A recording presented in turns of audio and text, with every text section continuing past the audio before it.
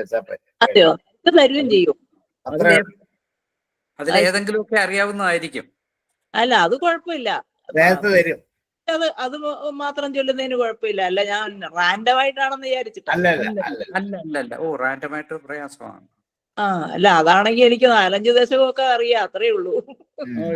ഒന്നും ആകുകയില്ല. അപ്പൊ അതുകൊണ്ട് നമ്മൾ നേരത്തെ അവരോർക്കുള്ള ശ്ലോകം അവർക്ക് നേരത്തെ കൊടുക്കും. എന്നാ പിന്നെ തീർച്ചയായിട്ടും ചേരാം. അവരുടെ പറഞ്ഞ ചേർന്നുള്ള കുഴപ്പമില്ല. അങ്ങനെ ആർക്കെങ്കിലും പേടിയുണ്ടെന്നുണ്ടെങ്കിൽ അത് വിചാരിക്കണ്ട കേട്ടോ. അതുകൊണ്ടല്ല, പ്രാക്ടീസിന്റെ. തുടങ്ങാം സാർ. ബാക്കിയുള്ള ഒന്നുകൂടി വായിക്കാം. നമുക്ക് 3-4 ദിവസത്തെ അവര് പറഞ്ഞിട്ടുണ്ട്.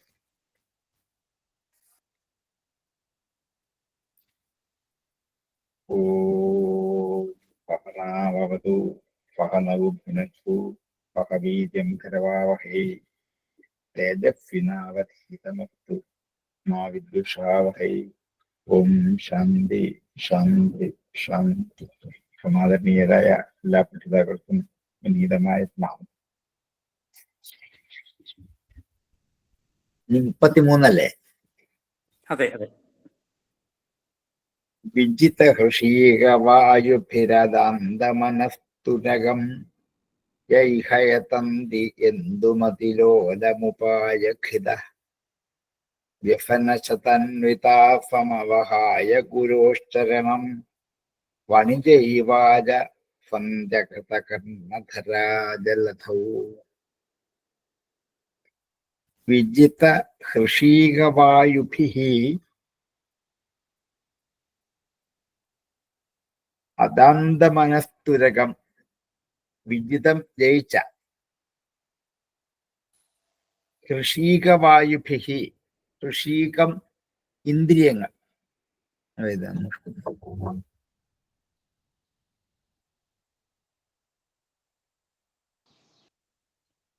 എടുത്തതല്ലേ? ഇല്ല, 33 എടുത്തില്ല.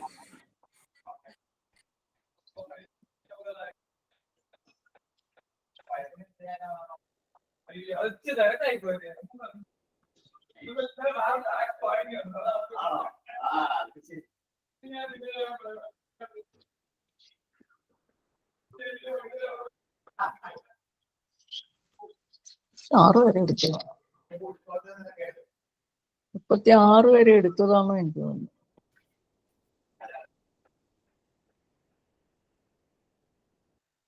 ശ്രുതിഗീതയില് 20ാമത്തെ ശ്ലോകം ഇനി എടുക്കണ്ടേ? നമ്മുടെ ടെക്സ്റ്റില് 36. ഇല്ല, 23ാമത്തെ ശ്ലോകമാണല്ലോ എടുക്കേണ്ടത്. അല്ല ചേച്ചി,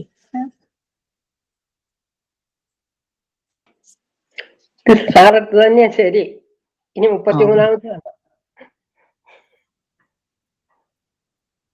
ഞാൻ അർത്ഥം എഴുതി വെച്ചിട്ടുണ്ടാ, വേറെ ക്ലാസ്സിൽ ചേരിക്കും.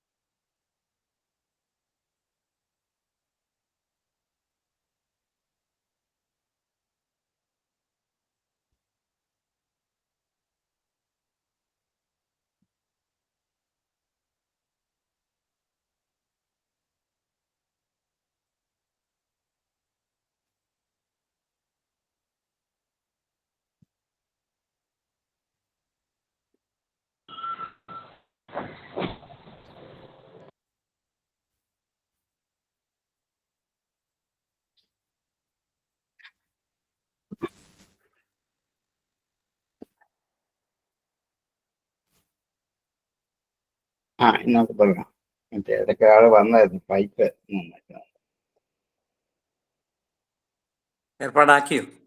ഓക്കെ. വിജിത ഹൃഷീകവായുഭിഹി. ഹൃഷീകം ഇന്ദ്രിയം, വായു പ്രാണൻ. ഇന്ദ്രിയങ്ങളെയും പ്രാണനെയും ജയിച്ചിട്ടും അദന്തമന, അടങ്ങാത്ത മനസ്സ്. ഇന്ദ്രിയങ്ങളൊക്കെ അടക്കി പ്രാണങ്ങളെ പ്രാണായാമം കൊണ്ട് നിയന്ത്രിച്ചു. പക്ഷെ മനസ്സെന്നിട്ടും അടങ്ങുന്നില്ല. അടങ്ങാത്ത മനസ്സാകുന്ന തുരകം കുതിര.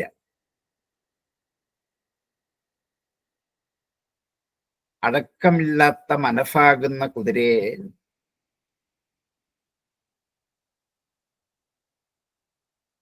യഹ ആരാണോ ഇഹ ഇവിടെ യതന്തി യത്നിക്കുന്നു, എന്തും നിയന്ത്രിക്കുന്നതിൽ.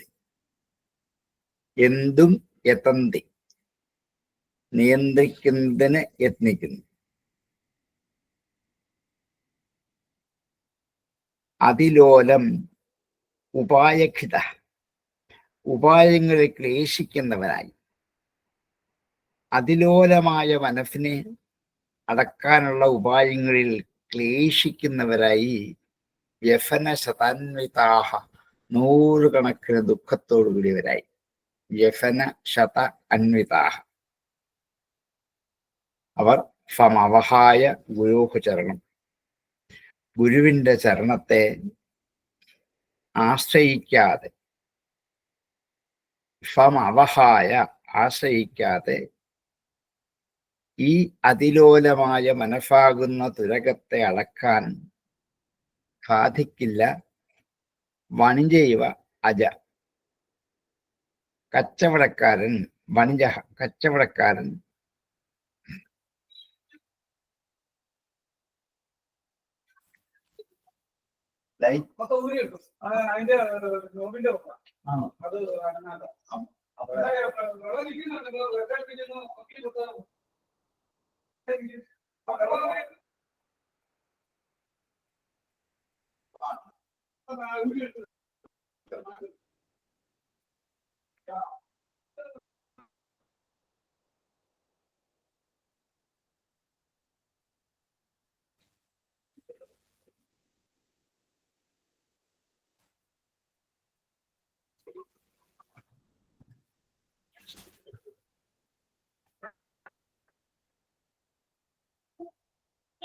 ഗുരുഹു ചരണം സമവഹായ, ഗുരുവിന്റെ പാദങ്ങളെ ആശ്രയിക്കാതെ സന്ധി അകൃതകർണധരാ ജലധൗ, ജലധൗ സമുദ്രത്തിൽ അകൃതകർണധരാഹ, തോണിക്കാരനില്ലാത്ത തോണി പോലെ ഇങ്ങനെ ഈ സംസാരത്തിൽ ഇഹ ഇവിടെ സന്ധി വർദ്ധിക്കുന്നു.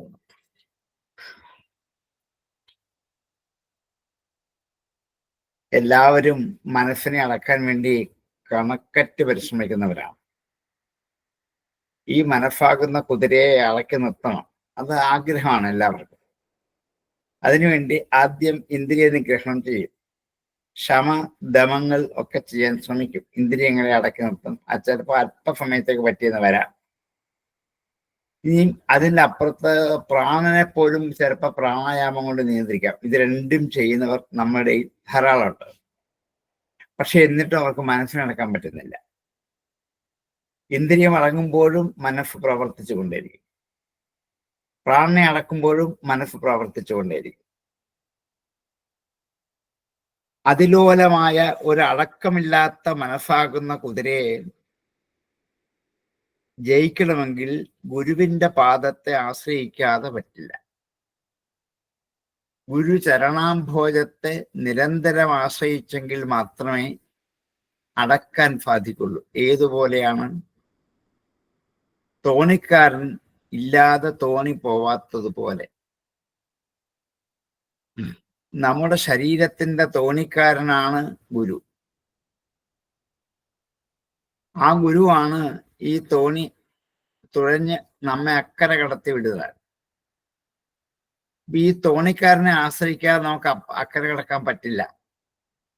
വള്ളം തന്നെ വിചാരിച്ചാലും പറ്റില്ല, യാത്രക്കാരൻ വിചാരിച്ചാലും പറ്റില്ല, തുഴ വിചാരിച്ചാലും പറ്റില്ല.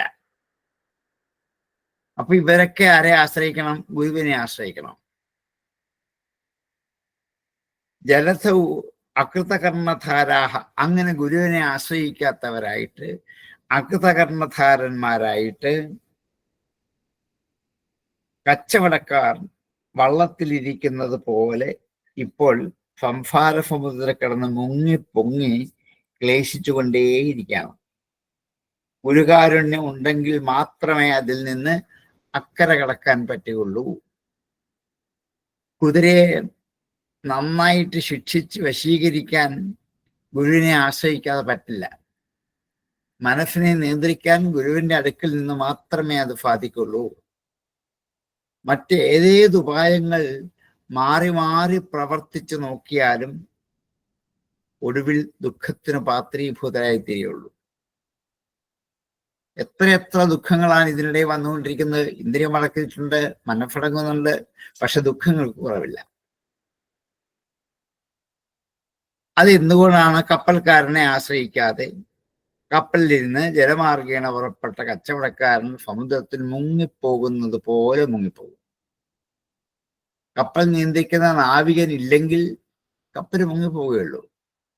വള്ളം തുഴയുന്ന തുഴച്ചിലുകാരൻ വള്ളത്തിലില്ലെങ്കിൽ വള്ളം മുങ്ങിപ്പോവുകയുള്ളൂ. കച്ചവടക്കാരൻ അതിനകത്തിരുന്ന് മുഴുവൻ മുങ്ങിപ്പോകും.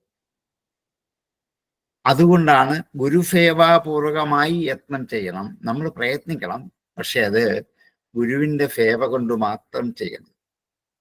അങ്ങനെയാണെങ്കിൽ മാത്രമേ നമുക്ക് ലക്ഷ്യത്തിലെത്താൻ പറ്റുള്ളൂ. അല്ലെങ്കിൽ എത്രയെത്ര ക്ലേശങ്ങളും വ്യസനങ്ങളും അനുഭവിച്ചുകൊണ്ട് ഈ സംസാരത്തിൽ മാറി മാറി മുങ്ങി പൊങ്ങി പൊങ്ങി കഴിച്ചു കൂട്ടാൻ പറ്റുള്ളൂ. അതുകൊണ്ട് ഗുരുചരണത്തെ ആശ്രയിച്ചിട്ട് മാത്രമേ നമുക്ക് മനസ്സിനെ അടക്കാൻ സാധിക്കുള്ളൂ എന്ന് വേദങ്ങൾ നമ്മെ ഉപദേശിക്കുകയാണ്. ഇവിടെയാണ് ജീവിതത്തിൽ ഗുരുവിന്റെ പ്രസക്തി. അത് കണ്ടെത്തുന്നിടം വരെ നമുക്ക് തന്നെ ആവില്ല എന്നർത്ഥം. നമുക്ക് തന്നെ വള്ളം തുഴഞ്ഞ് അക്കരെ പോകാൻ പറ്റില്ല. അതിന് നമുക്കൊരു കർണധാരനായ ഗുരുവിനെ ആശ്രയിക്കണം. ആധ്യാത്മിക ജീവിതത്തിലേക്ക് കടക്കുമ്പോൾ അനിവാര്യമായത് ഗുരുവാണ്. ഒരു ഗുരുവിനെ വരിച്ച് ഗുരുവിന്റെ ഉപദേശം അനുസരിച്ച് മാത്രം മുമ്പോട്ട് നീങ്ങിയാൽ ആ ഗുരു നമ്മളെ കൈക്ക് പിടിച്ച് അക്കരയ്ക്ക് കൊണ്ടുവിടും. ധർമ്മോപദേഷ്ടാരോ ഭവന്തി ഗുരവ. ഗുരുക്കന്മാരുടെ ലക്ഷ്യം തൻ്റെ ശിഷ്യനെ ലക്ഷ്യത്തിൽ എത്തിച്ചിട്ടേ പിന്തിരിഞ്ഞു പോകാവൂ. എന്ത് ക്ലേശമുണ്ടായാലും, എത്ര കാറ്റുകൾ വന്നാലും ആ കാറ്റിനെ അതിജീവിച്ച് വള്ളം മുങ്ങാതെ വള്ളത്തിലിരിക്കുന്ന ഈ ശിഷ്യന്മാരെയൊക്കെ അക്കരയ്ക്ക് എത്തിക്കേണ്ട ബാധ്യത ഗുരുവാകുന്ന കർണധാരനാണ്. അയാൾ വളരെ പ്രയത്നിച്ചായാലും നമ്മളെ അക്കരെ കൊണ്ടെത്തിക്കും. അതേസമയത്ത് ഈ ഗുരു ഇല്ല എങ്കിൽ ജീവിതമാകുന്ന ഈ വള്ളം ഒരു ചെറിയ കാറ്റ് വന്നാൽ അപ്പഴേ മുങ്ങിപ്പോകും. വെള്ളത്തിൽ മുങ്ങിയും പൊങ്ങിയും അങ്ങനെ കിടന്നു പോകുകയല്ലാതെ ലക്ഷ്യത്തേക്ക് നമുക്ക് എത്താൻ ആവില്ല എന്ന് ഗുരുവിന്റെ മഹാത്മ്യത്തെ അത്ര മനോഹരമായി വേദങ്ങൾ നമ്മുടെ മുമ്പിൽ അവതരിപ്പിക്കാം. വിജിത ഹൃഷീകവായുഭിരദന്തമനസ്തുരകം ഗൈഹയതന്തിയന്തുമതിലോലമുപായഖിത വ്യസനശതന്വിതാഫമവഹായ ഗുരോശ്ചരണം വണിജൈവാജ സന്ധ്യകൃതകർണധരാജലധൗ.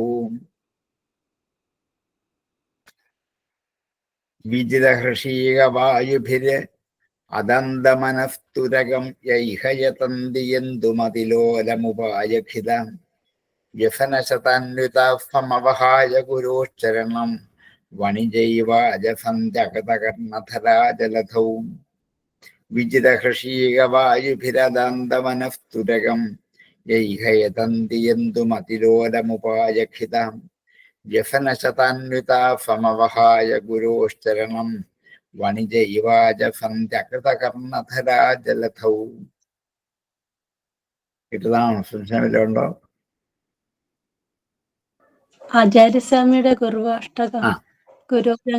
അതെ, അത് ഇത് മാത്രം പറയണേ. ഈ ഒരു ഗുരുവിന്റെ ആശ്രയം ഇല്ലാതെ എത്തില്ല എന്ന് അദ്ദേഹം ഉദാഹരണങ്ങൾ കൂടി ഉറപ്പിക്കുക ചെയ്യാം.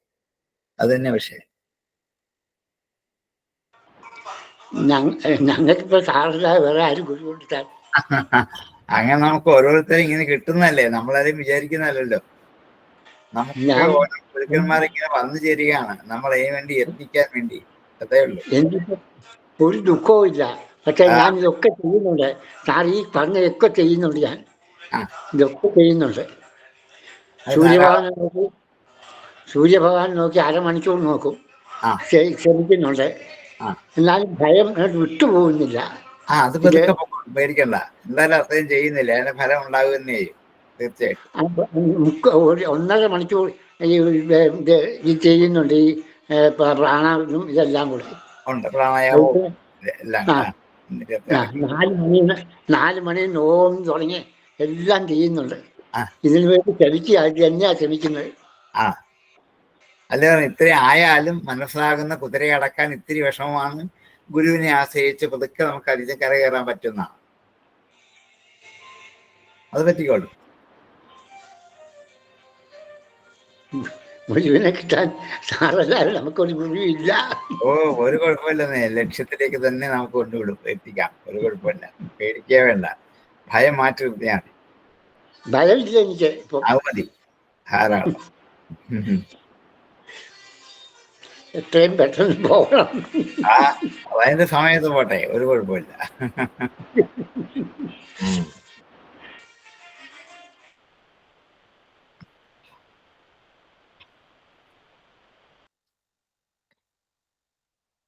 ശരീരാർത്ഥയിലേക്ക് പോവാം. ഫുജനഫുതാത്മദാരധനധാമധരാഫുരഥൈസ്ത്വയി ഫതികിം നൃണാം ശ്രയത ആത്മനി ഫർവരഫേ ഇതി ഫതജാനതാം മിഥുനതോരതയേ ചരതാം സുഖയതി കോൻവിഹ സ്വവിഹ്യത്തെ സ്വനിരസ്തഭഗേ. സ്വജന ഫുത ആത്മ ദാര ധന ധാമ ധര ഫുരഥൈഹി. സ്വജനങ്ങൾ, ഫുതന്മാർ പുത്രന്മാർ, ആത്മ ദേഹം, ദാര പത്നി, ധനം സ്വർണാദികളായ ധനങ്ങൾ, ധാമ വീട്, ധര ഭൂമി, അഫു പ്രാണൻ, രഥൈഹി തേര് മുതലായ വാഹനങ്ങൾ. ഇവ കൊണ്ട് തൊയ് ഫതി ഇതെല്ലാം അങ്ങയിൽ ആയിരിക്കെ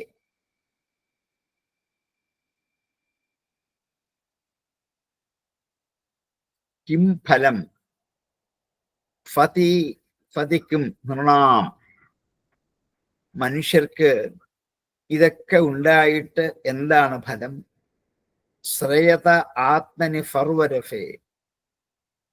ഫർവരഫേ എല്ലാ സുഖങ്ങളുടെ സ്വരൂപമായ തൊയ് അങ്ങയിൽ ശ്രേയത ആശ്രയിച്ചിരിക്കുന്നവന്റെ, പർവരഫേ ആത്മനി ത്വയി ശ്രയത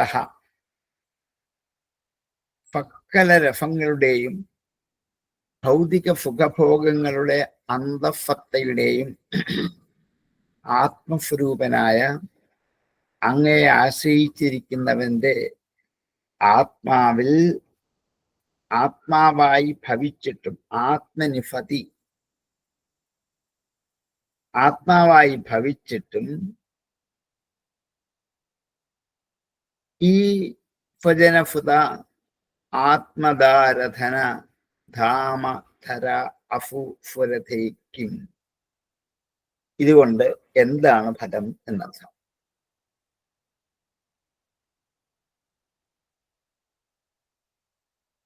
ഇഷ്ടം പോലെ ഭോഗപദാർത്ഥങ്ങൾ ഈ പ്രപഞ്ചത്തിലുണ്ട്. ഓരോ ലോകങ്ങളിൽ നിന്നും അനുഭവിക്കാവുന്ന ഭോഗ്യപദാർത്ഥങ്ങൾ നശ്വരങ്ങളാണ്. സ്വർഗലോകം വരെ അങ്ങനെയാണ്, നശ്വരമാണ്.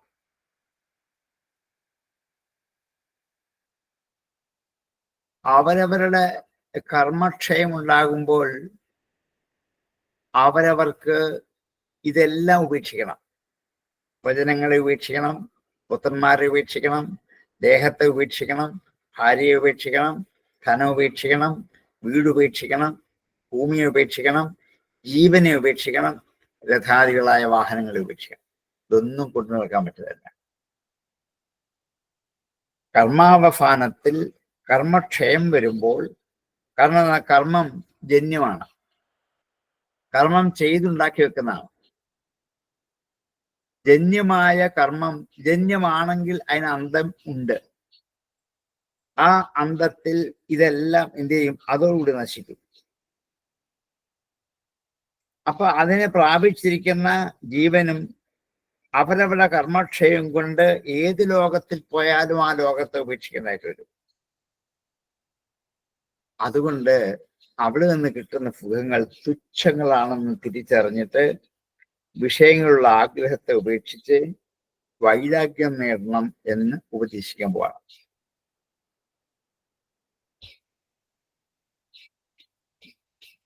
അവർക്ക്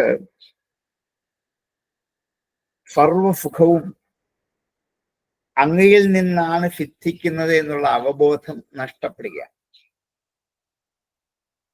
എനിക്ക് കിട്ടുന്ന സുഖം എൻ്റെ ഭജനങ്ങൾ തരുന്ന സുഖമാണ്, എൻ്റെ പുത്രന്മാർ തരുന്നതാണ്, എൻ്റെ ശരീരമാണ് എനിക്ക് സുഖം തരുന്നത്, എൻ്റെ ഭാര്യയാണ് എന്നെ സുഖിപ്പിക്കുന്നത്, ഈ ധനമാണ് എനിക്ക് ഏറ്റവും സുഖം തരുന്നത്, ഈ വീടാണ് എനിക്ക് സ്വസ്ഥത തരുന്നത്,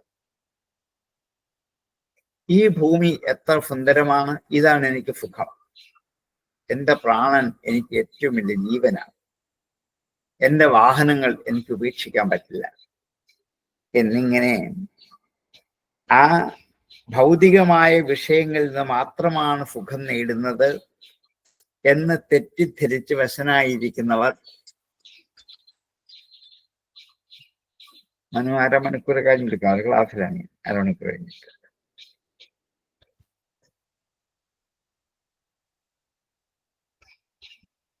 അപ്രകാരം ഏത് ആനന്ദവും സിദ്ധിക്കുമ്പോൾ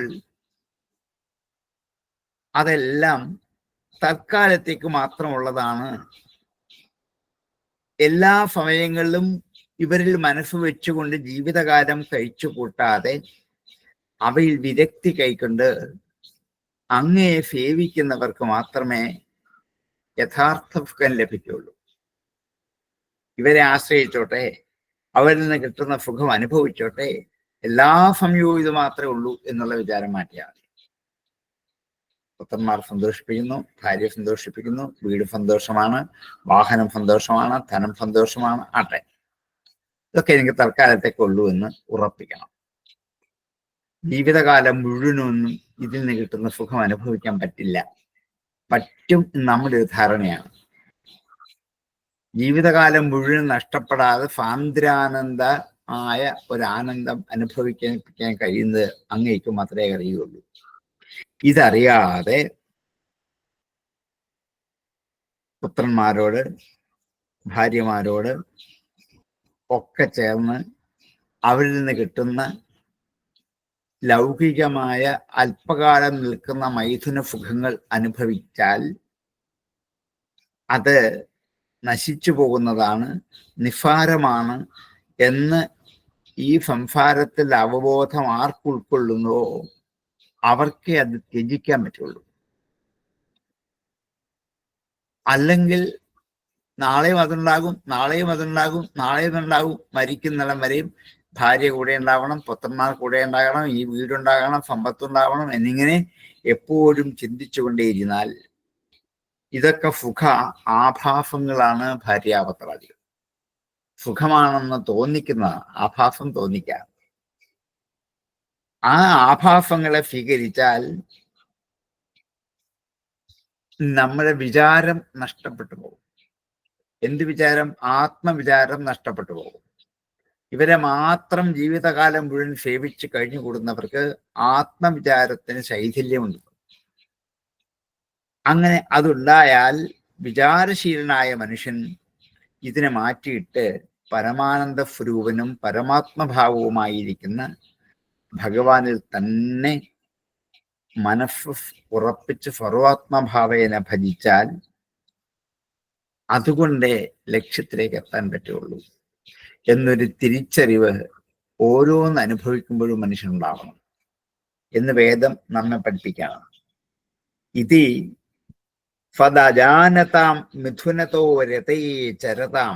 ഇങ്ങനെ ഫത്ത് അജാനതാം, ഫത്തിനെ തിരിച്ചറിയാതെ, ഫത്തായ ഈശ്വര സത്യത്തെ തിരിച്ചറിയാതെ, ഫത്തായ ആനന്ദം എന്താണെന്ന് തിരിച്ചറിയാതെ, ഫത് അജാനതാം മിഥുനതഃ, മിഥുനങ്ങളിൽ നിന്ന്, ഭാര്യയിൽ നിന്ന് അല്ലെങ്കിൽ ഭർത്താവിൽ നിന്ന്, രതയെ ചരതാം, ആ രതിക്ക് വേണ്ടി സഞ്ചരിച്ചു കൊണ്ടിരിക്കുന്നവർ, സുഖയതി, സുഖിപ്പിക്കുന്നു, കോ നു ഇഹ സ്വവിഹതേ സ്വനിരസ്തഭഗേ. ആരാണ്, കോ നു, ആരാണ്, ഇഹ ഇവിടെ, സ്വവിഹത്തെ, സ്വതേ തന്നെ ഹനിക്കപ്പെട്ടതാണ്, വിഹതം നശിച്ചത്, സ്വവിഹതം തന്നെത്താൻ നശിക്കപ്പെട്ടതായ, സ്വവിഹത്തെ സ്വനിരസ്തഭഗേ, സ്വഭാവത്താൽ തന്നെ നിരസിക്കപ്പെട്ട ഭഗങ്ങളോട് സാരങ്ങളോട് കൂടിയിരിക്കുന്നതായ ഈ സംസാരത്തിൽ ആരാണ് സുഖിപ്പിക്കുന്നത്? ആരും സുഖിപ്പിക്കില്ല എന്നുറപ്പാണ്.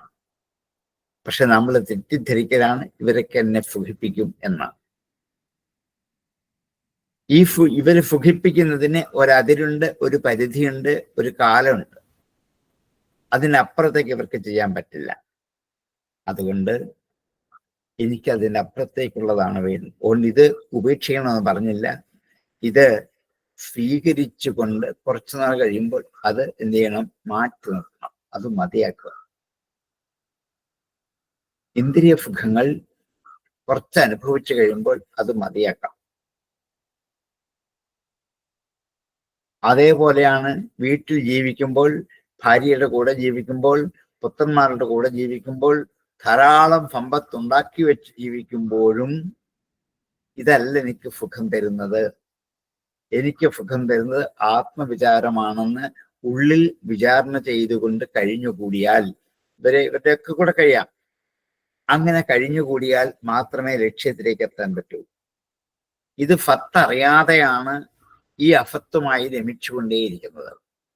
ഫത്തറിഞ്ഞിട്ടാണ് ഈ അഫത്തുമായി നമ്മൾ രമിക്കുന്നതെങ്കിൽ ഫത്തിലേക്ക് തന്നെ എത്തിച്ചേരാൻ പറ്റും. അല്ലെങ്കിൽ വീണ്ടും അഫത്തിൽ തന്നെ കറങ്ങിത്തിരിയും. മിഥുനതോ രതയെ ചരതാം സ്വവിഹതേ സ്വനിരസ്തഭഗേ ഇഹ സുഖയതേ. നിരസ്തഭഗമായ സ്വവിഹതമായ ഈ ഭൗതിക സുഖത്തിൽ ആരാണ് രമിക്കുന്നത്? ആർക്കാണ് ആ സുഖം അനുഭവിക്കാൻ പറ്റുന്നത്? ഇതൊക്കെ അനിത്യങ്ങളാണെന്നറിഞ്ഞ് വിഷയത്തിലുള്ള ആഗ്രഹം ഉപേക്ഷിച്ച് വൈരാഗ്യം നിരന്തരമായും ശീലിച്ച് അത് ഉപയോഗപ്രദമാക്കി മാറ്റുമ്പോൾ മാത്രമേ അങ്ങയിലേക്ക് എത്താൻ പറ്റുള്ളൂ, ലക്ഷ്യത്തിലേക്ക് എത്താൻ പറ്റൂ, വന്ന വഴിയിലേക്ക് തിരിച്ചു പോകാൻ പറ്റുള്ളൂ.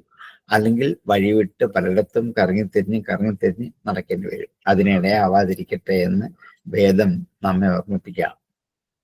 സ്വജന ഫുദാത്മദാരധനധാമ ധരാഫുരഥൈ ത്വയി ഫതികിം നൃണാം ശ്രയത ആത്മനി ഫറുവരഫേ. ഇതി ഫദജാനതാം മിഥുനതോ രതയേ ചരതാം സുഖയതി കോന്വിഹ സ്വവിഹതേ സ്വനിരസ്തഭഗേ. സ്വജന ഫുത ആത്മദാരധന ധാമധര അഫുരഥൈ ത്വയി ഫതികിം നൃണാം ശ്രയത ആത്മനി ഫറുവരഫേ. ഇതി ഫദജാനതാം മിഥുനതോ രതയേ ചരതാം സുഖയതി കോന്വിഹ സ്വവിഹതേ സ്വനിരസ്തഭഗേ.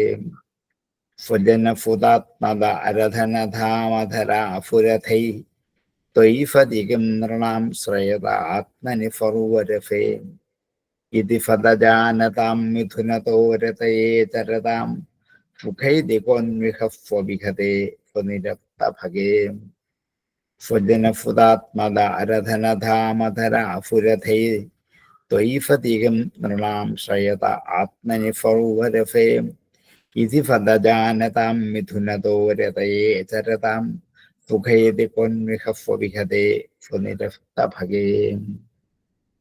കിട്ടിയോ?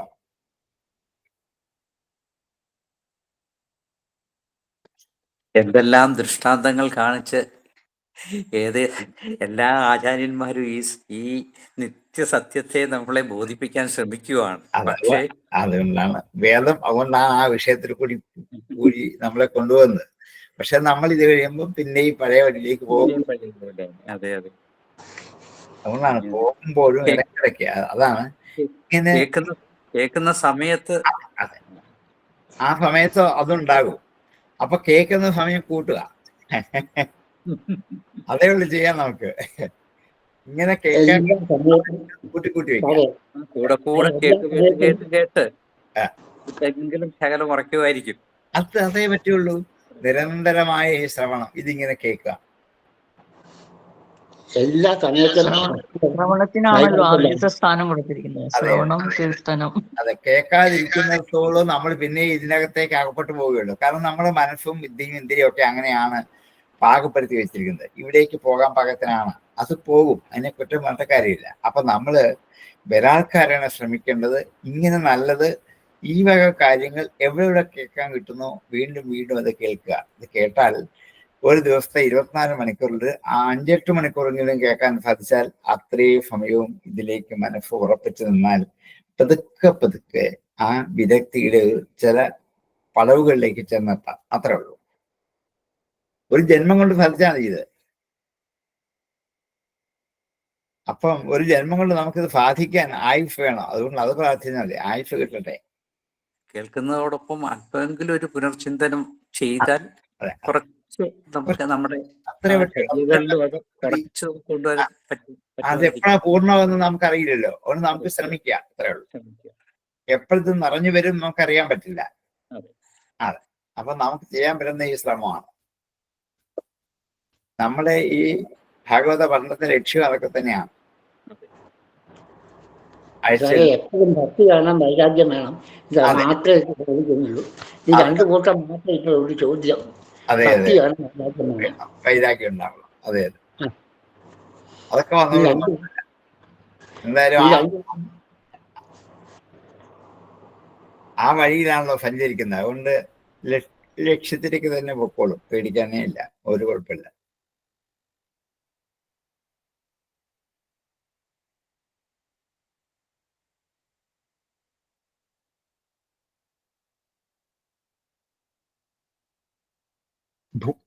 ഭൂവി പുരുപുണ്യതീർത്ഥഫദനാന്യർഷയോ വിമദാ ഉത ഭവത്പദാംബുജഹൃദോഘഭിത അംഘ്രിജലാ ദധതി ഫകന്മനസ്ത്വയി ആത്മനി നിത്യസുഖേ ന പുനരുപാഫതേ പുരുഷഫാരഹരാവഫഥാൻ.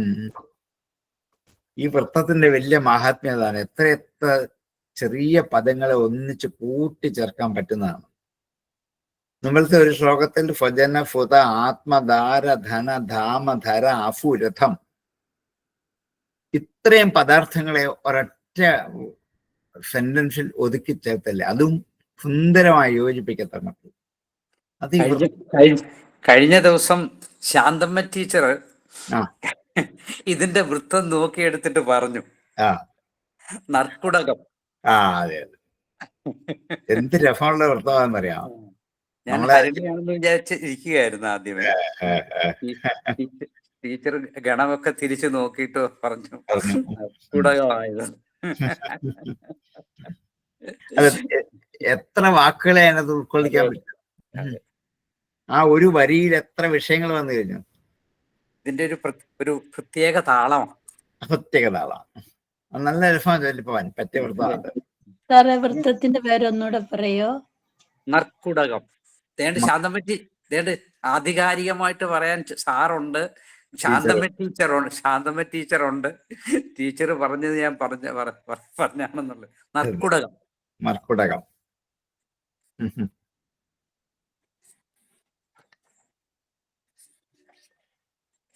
ഭൂവി ലോകത്തിൽ പുരു പുണ്യ തീർത്ഥ സ്വദനാനി ഋഷയോ വിമദാഹ.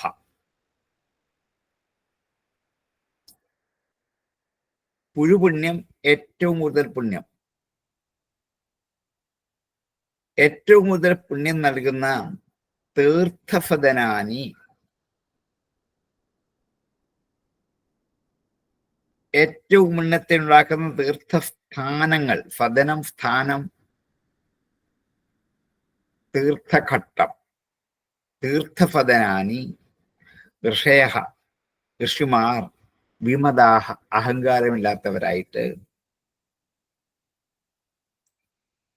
തേ അവകളെ ഉത അല്ലെങ്കിൽ ഭവത് പദാംബുജഹൃദോ അങ്ങയുടെ പാദാരവിന്ദത്തെ മനസ്സിൽ ഓർക്കുന്നവരായിട്ട്, ഭവത് പദ അംബുജ ഹൃദ അങ്ങയുടെ പദാംബുജത്തെ ഹൃദയത്തിൽ ഉറപ്പിച്ചു വെച്ചവർ, അംഘ്രിജലാഹ അഖഭിത് അംഘ്രിജലാഹ അഖത്തെ പാപത്തെ കഴുകിക്കളയുന്ന പാദോദകം പാദജലം, പാപത്തെ നശിപ്പിക്കുന്ന പാദജലത്തോടു കൂടിയവരായിട്ട് ഭഗവാന്റെ പാദാരവിന്ദത്തെ മനസ്സിൽ ഓർക്കുന്നവരായിരിക്കുന്ന ഋഷിമാർ, അഹന്ത ഇല്ലാതാക്കിയ ഋഷിമാർ, അല്ലെങ്കിൽ ഭൂമിയിലുള്ള എല്ലാ പുണ്യതീർത്ഥഫലങ്ങളെയും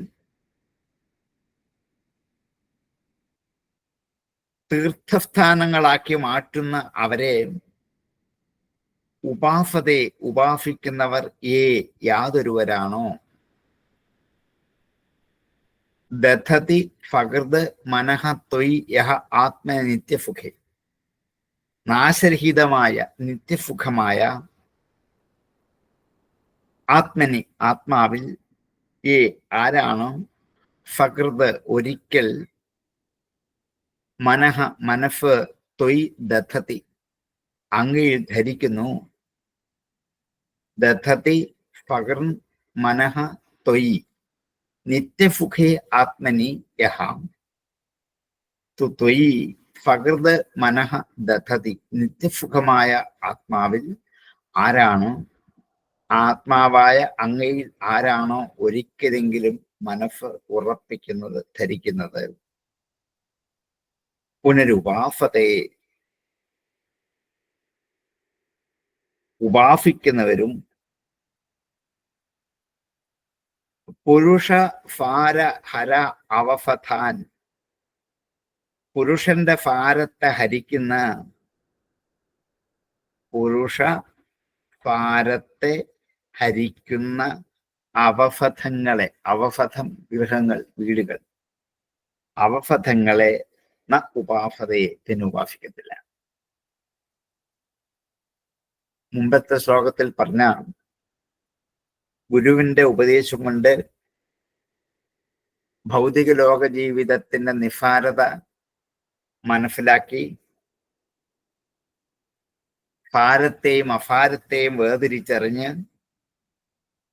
അഫാരത്തിൽ നിന്നും വിരക്തി നേടി സജ്ജനങ്ങളായ ഗുരുക്കന്മാരുടെ സംസർഗം ബലപ്പെടുത്തി അത് ഉറപ്പിക്കണം. വീണ്ടും വീണ്ടും സ്ഥിരമായ സുഖത്തിൽ നിന്നും മനസ്സ് ചലിച്ചു പോവാതെ തീർത്ഥസ്ഥാനങ്ങളെ ആശ്രയിച്ചുകൊണ്ട് ഇവിടെ തന്നെ സ്ഥിരമായിരിക്കാതെ ചുറ്റി നടക്കുന്നതാണ് ലോകത്തെ ബോധിപ്പിക്കുന്നതാണ് ഋഷിമാരുടെ സമ്പ്രദായം. ഋഷിമാരുടെ സമ്പ്രദായം ഒന്ന് ബോധ്യപ്പെടുത്തുക.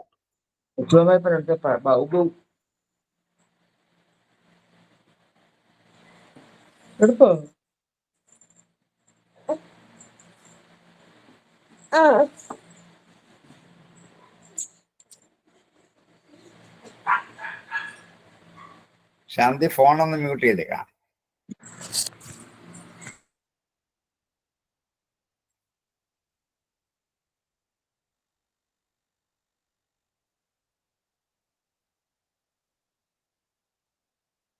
അപ്പൊ ഇവിടെ ഗുരുപദേശം വേണം എന്ന് ആദ്യത്തെ ശ്ലോകത്തിൽ പറഞ്ഞു. രണ്ടാമത്തെ ശ്ലോകത്തിൽ ഭാരത്തെയും അഭാരത്തെയും, ഭൗതിക ലോക ജീവിതത്തിന്റെ നിഫാരത തിരിച്ചറിഞ്ഞ് അതിൽ വിരക്തിയുണ്ടായി അതിൽ നിന്നും അങ്ങയിലേക്ക് പതുക്കെ സംക്രമിക്കണം, മാറ്റണം.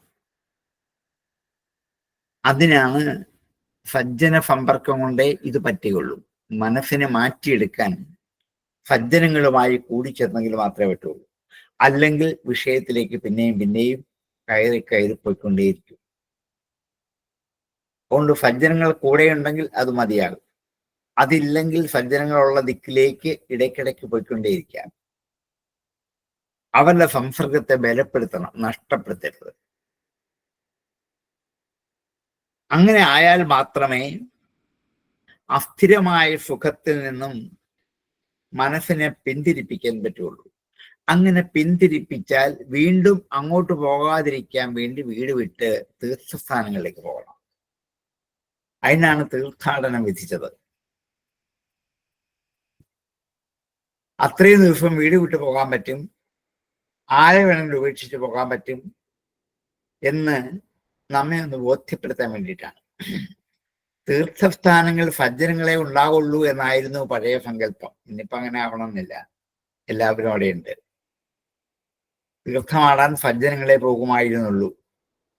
കൊണ്ട് തീർത്ഥസ്ഥാനങ്ങളിൽ ചെന്നാൽ സജ്ജനങ്ങളുമായുള്ള കൂടിക്കാഴ്ച അനുഭവിക്കാൻ പറ്റുമായിരുന്നു. ഇനി അങ്ങനെ അവരെ ആശ്രയിച്ചുകൊണ്ട് തീർത്ഥസ്ഥാനങ്ങളെ ആശ്രയിച്ചാൽ ഒരിടത്ത് തന്നെ സ്ഥിരമായിരിക്കരുത്. ഇരുന്നാൽ അതിനോടൊരു അഫിനിറ്റി ഉണ്ടാകും, അടുപ്പം കൂടുതലുണ്ടാകും. അതുകൊണ്ട് ഋഷിമാർ ഒരിടത്തും സ്ഥിരമായി താമസിക്കുന്നില്ല. അന്യാഭിനിവേശം എന്നൊരു ദോഷമാണ് സ്ഥിരമായി താമസിച്ചാൽ. അഭിനിവേശങ്ങൾ, അന്യങ്ങളായ അഭിനിവേശങ്ങൾ കൂടിക്കൂടി വരും. അതുകൊണ്ട് എന്ത് ചെയ്യണം? അല്പകാലം നിൽക്കുക, അവിടെ വിടുക, മറ്റൊരിടത്തേക്ക് പോവുക, അവിടെ വിടുക, മറ്റൊരിടത്തേക്ക് പോവുക. അതുകൊണ്ട് ഭാരതത്തെ ഋഷിമാരൊക്കെ യായാവരന്മാരാണ്. എന്നുവെച്ചാൽ വീണ്ടും വീണ്ടും സഞ്ചരിച്ചു പോയിക്കൊണ്ടിരിക്കുന്നവരാണ്. സ്ഥിരതാമസം ഒരിടത്ത് നിൽക്കില്ല. നിന്നാൽ അറിയാതെ അതിനോട് മനസ്സിന് അടുപ്പം കൂടുതലുണ്ടാകും. അത് ഒഴിവാക്കാനാണ് ഋഷിമാർ തീർത്ഥാടനങ്ങൾ പലതും മാറി മാറി. എത്ര തീർത്ഥാടന കഥകൾ മഹാഭാരതത്തിലുണ്ട്, രാമായണത്തിലുണ്ട്, ഭാഗവതത്തിലുണ്ട്, എത്ര ഇടത്തുണ്ട്. കൊണ്ട് വിമതന്മാരായ ഋഷിമാർ, മതമില്ലാത്തവരായ ഋഷിമാർ ഏറ്റവും പുണ്യം തരുന്ന തീർത്ഥസ്ഥാനങ്ങളിൽ അങ്ങയുടെ പാദാംബുജത്തെ മനസ്സിൽ ഉറപ്പിച്ചുകൊണ്ട് അങ്ങയുടെ കാല് കഴുകുന്ന ജലത്തെ ശിരസിൽ ധരിച്ചുകൊണ്ട് നിത്യസുഖനായ അങ്ങയിൽ ഒരിക്കലെങ്കിലും മനസ്സുറപ്പിച്ചുകൊണ്ട് പോകുന്ന ഒരാൾ ഈ നിസ്സാരമായ ഈ ഗൃഹങ്ങളിലെ ഉപാസിക്കത്തില്ല. മുമ്പ് പറഞ്ഞ സ്വജന പുത ആത്മധാര ധന ധാമ ധര അസുരഥങ്ങളെ ഉപാസിക്കില്ല. അത് ഉപാസിക്കേണ്ടതല്ല. അത് കണ്ട് അനുഭവിച്ച് ചിരിച്ചു വിട്ടാൽ മാത്രം മതി. അതിന്റെ പുറകെ ഓടി നടക്കേണ്ടതല്ല എന്ന് നമ്മെ ഒന്ന് ബോധ്യപ്പെടുത്തുകയാണ്. നിത്യജീവിതത്തിലേക്ക് ഇറങ്ങി വരികയാണ് വേദം.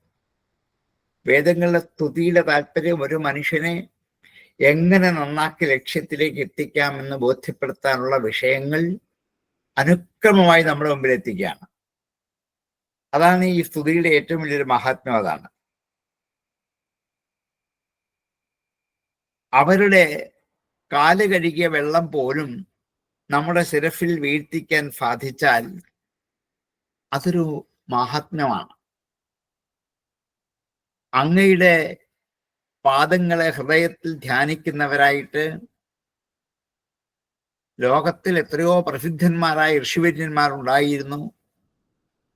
അവരൊക്കെ അല്പം പോലും മതമില്ല, അഹങ്കാരമില്ലാത്തവരാണ്. അവരെ എവിടെയാണെങ്കിലും അവർക്ക് ഒന്നിനോട് ബന്ധമില്ല. അതാ ഞാൻ പറഞ്ഞത്. അധിക സമയം നിൽക്കില്ല. എവിടെ നിന്നാലും ഒന്നിനോടൊരു ബന്ധമില്ല, ആശ്രമത്തിനോടും ഇല്ല. ഞാൻ ആശ്രമത്തിന്റെ അധിപതിയാണ്, ഉടമസ്ഥനാണെന്നൊരു ഭാവവും ഇല്ല. പക്ഷെ അവർക്ക് സജ്ജനങ്ങളോട് ചേർച്ച ഉണ്ടാവണം എന്ന് മാത്രമേ ആഗ്രഹമുള്ളൂ. അതുകൊണ്ടാണ് പുണ്യതീർത്ഥത്തിന്റെ സമീപത്ത് വസിക്കുന്നത്. അതുകൊണ്ട് അവർക്ക് ഗൃഹാദി വിഷയങ്ങളിൽ ആഗ്രഹം ഉണ്ടാവില്ല. നിത്യ സുഖസ്വരൂപനായ സർവാത്മ ചൈതന്യരൂപനായ അങ്ങയിൽ മനസ്സിനെ ഉറപ്പിച്ചാൽ പിന്നെ ഒരിക്കലും ഭാരത്തെ നശിപ്പിക്കുന്ന വീടിനെ ആശ്രയിക്കത്തില്ല. ഇതാണ് തീർത്ഥസ്ഥാനത്തിന്റെ സജ്ജന സംസർഗത്തിന്റെ ഫലം. അവരെ ധ്യാനിച്ചുകൊണ്ട് ഋഷിമാർ ഈ വൃത്താന്തങ്ങളെക്കുറിച്ചൊന്നും പറയണമെന്നില്ലല്ലോ എന്ന് നമ്മെ ബോധ്യപ്പെടുത്തുകയാണ്. ഇതൊന്നും നമ്മോട് പറയാതെ തന്നെ ഇവരുടെ കൂടെ കൂടിപ്പോയാൽ മതി. അവർ ഉപദേശിക്കണമെന്നില്ല, പറയണമെന്നില്ല. അവരുടെ പാദസേവ ചെയ്താൽ മതി. അവരുടെ കാലുകഴുകിയ തീർത്ഥം ശിരസിൽ ധരിച്ചാൽ മതി. അവരുടെ കൂടെ സഞ്ചരിച്ചാൽ മതി. ഇതാണ് തീർത്ഥാടനത്തിന്റെ ഏറ്റവും വലിയ മഹാത്മ്യം. ഋഷിമാരുടെ സാന്നിധ്യത്തിൽ വേണം തീർത്ഥാടനം. ഋഷിമാരില്ലാത്ത ഒരു തീർത്ഥത്തിനും അടനം ചെയ്യരുത്. അത് വെറും എക്സ്പെർഷനായിട്ട് മാറിയുള്ളൂ. അപ്പോൾ ഏത് തീർത്ഥത്തിൽ ചെന്നാലും ഋഷിമാരുണ്ടാകും അവിടെ. പക്ഷെ അവർ അധികസമയം നിൽക്കില്ല. അവർ അടുത്ത തീർത്ഥത്തിലേക്ക് പോകും. അവരുടെ കൂടെ നമ്മൾ എന്ത് ചെയ്യണം? പോകണം. ഇങ്ങനെ നിരന്തരമായി തീർത്ഥങ്ങളിൽ കൂടി പോയി സജ്ജന സമ്പർക്കം കൊണ്ട് മനസ്സ് പാകമായാൽ മാത്രമേ ഈ ഭൗതികമായ കെട്ടുപാടിൽ നിന്നും വിട്ടിട്ട് കെട്ടുകളൊക്കെ അകന്ന് ലക്ഷ്യത്തിലേക്ക് എത്താൻ നമുക്ക് സാധിക്കത്തുള്ളൂ. അപ്പൊ എങ്ങനെയൊക്കെയാണ് ലക്ഷ്യത്തിലേക്ക് എത്തേണ്ടതെന്നുള്ള വഴികൾ കൃത്യമായിട്ട് വരച്ച് അടയാളപ്പെടുത്തി നമ്മെ ബോധ്യപ്പെടുത്തിയാണ് വേദങ്ങൾ പോവുക. ഭാഗവതത്തിന് സാരാംശം മുഴുവൻ ഇതാണ് എന്ന് ഈ വേദസ്ത്രീയിൽ നമ്മെ ബോധ്യപ്പെടുത്തുകയാണ്. ഇതല്ലേ ഭാഗവതത്തിന്റെ ഏറ്റവും വലിയ സാരം. ഭാഗവതത്തിന്റെ ലക്ഷ്യം ഇത് തന്നെയാണ്. ഇത് നമ്മളെ അന്ന് ഉറപ്പിക്കാനാണ് വേദം ഈ വഴി കൂടി ശ്രമിക്കുന്നത്.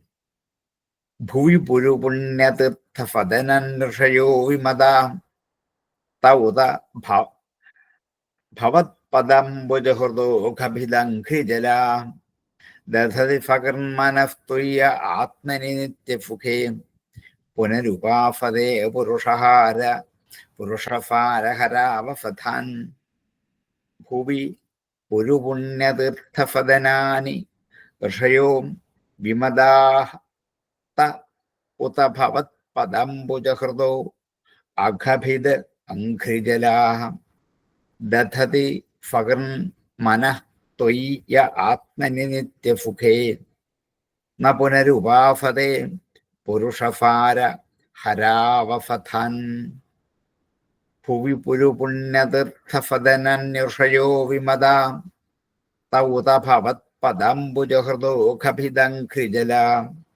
ദധതി ഫകർമനസ്തുയ്യ ആത്മനി നിത്യസുഖേ ന പുനരുപാഫതേ പുരുഷഫാരഹരാവസഥാൻ ഭുവി പുരുപുണ്യതീർത്ഥഫദനന്യർഷയോ വിമദാ തൗത ഭവത്പദംബുജഹൃദോ ഖഭിദംഘ്രിജല ദധതി ഫകർമനസ്തുയ്യ ആത്മനി നിത്യസുഖേ ന പുനരുപാഫതേ പുരുഷഫാരഹരാവസഥാൻ ഭുവി പുരുപുണ്യതീർത്ഥഫദനന്യർഷയോ വിമദാ ഉത ഭവത്പദംബുജഹൃദോ ഖഭിദംഘ്രിജല ദധതി ഫകർമനസ്തുയ്യ ആത്മനി നിത്യസുഖേ ന പുനരുപാഫതേ പുരുഷഫാരഹരാവസഥാൻ.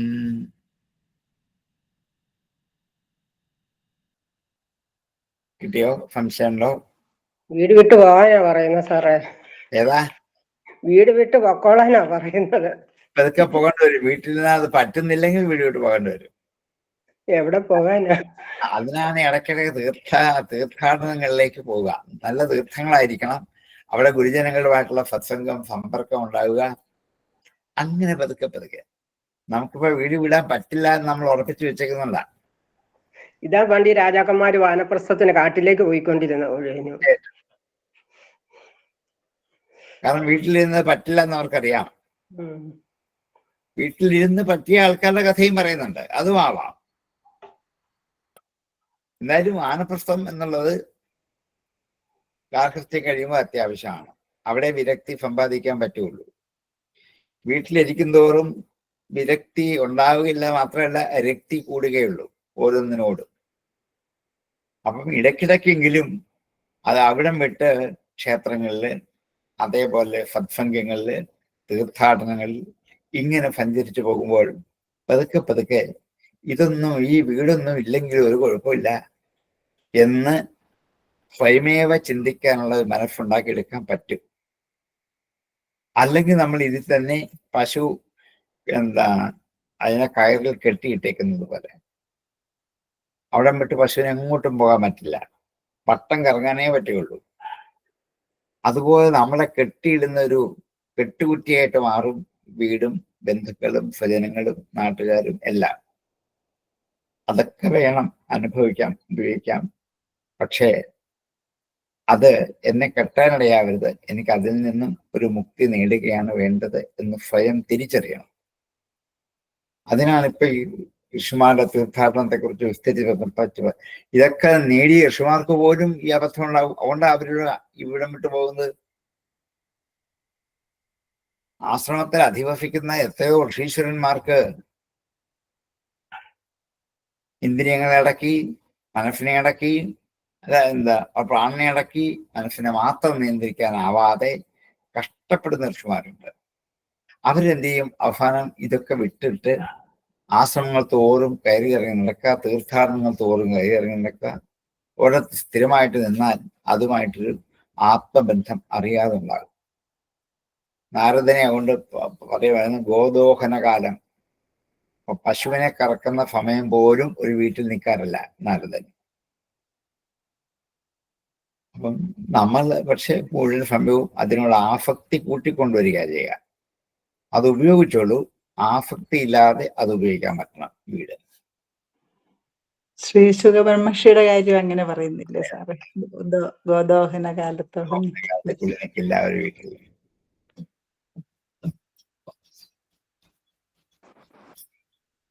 സർ, ഹൃദോ കബീർ എന്നുള്ളത് ഹൃദ അഖബീർ എന്നുള്ള ഹൃദ ഓഖെന്നും തോന്നിപ്പോവും. ഹൃദ അഖ കുഴിച്ചുമ്പം ഹൃദോഖ എന്നാകുന്നതാണ്. ഹൃദ് ഓഖെന്ന് തന്നെ ഹൃദ തോന്നുന്നു. പദാംബുജ ഹൃദ അഖഭിത്, പദാംബുജ ഹൃദോഖഭിത്. പൂർവ്വരൂപസന്ധി പഠിച്ചത് മറന്നുപോയോ? നീ ഓർത്ത് വരണം. സാറും പഠിപ്പിച്ചതാണ്. ഒത്തിരി പേര് പഠിപ്പിച്ചാൽ ഇപ്പൊ എത്ര പേര് മറന്നുപോയോ? എന്നിട്ട്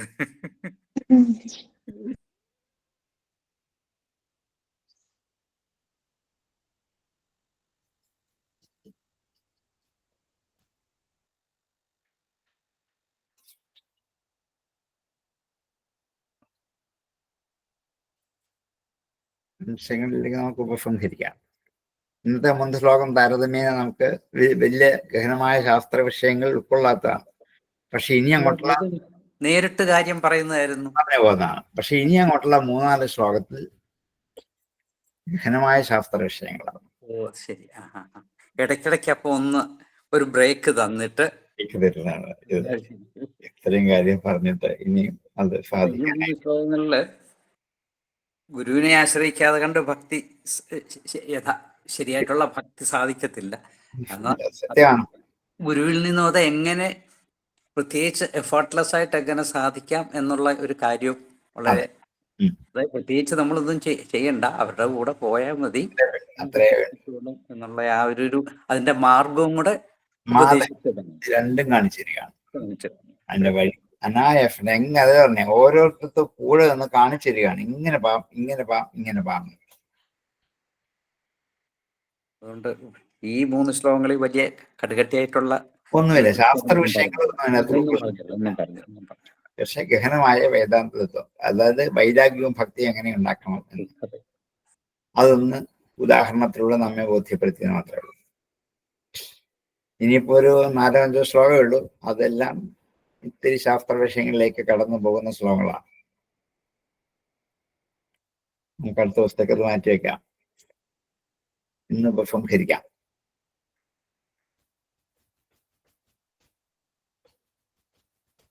ഇവിടെ ഗുരുവിന്റെ മഹത്വവും സജ്ജന സംസർഗവും തീർത്ഥാടനവും എല്ലാം ആ 3 വിഷയങ്ങൾ ഇതിനു വേണ്ടിയാണ് 3 വിഷയങ്ങളും ഇതുണ്ടെങ്കിലേ നമുക്ക് ഇതൊക്കെ വിരക്തി ഉണ്ടാവുകയുള്ളൂ. ഇത് 3 ഉണ്ടെങ്കിൽ സജ്ജന സംസർഗത്തിന് നമ്മൾ നാരദന്റെ പൂർവ്വകഥ വായിച്ചാൽ മതിയല്ലോ. സജ്ജനം കൊണ്ടാണ് വെറുതെ അവിടെ പോയി നിന്ന് കേട്ടാൽ പിന്നെ ഉള്ളൂ. സാർ ഇത് പറയുമ്പോ അതൊക്കെ ഓർമ്മ വരുന്നു. ഇത് 3 കൊണ്ട് വിരക്തി ഉണ്ടാക്കാൻ പറ്റും. ഓക്കെ സാർ, ഈ 3 നിരന്തരം കൊണ്ടുവരുന്ന പുതുക്കെ വിരക്തി. നമസ്കാരം സാർ.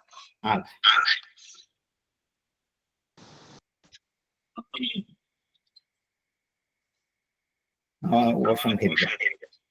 ഓം പൂർണ്ണമദഃ പൂർണ്ണമിദം പൂർണ്ണമുദച്യതേ പൂർണ്ണസ്യ പൂർണ്ണമാദായ പൂർണ്ണമേവാവശിഷ്യതേ. ഓം ശാന്തി ശാന്തി. നമസ്കാരം.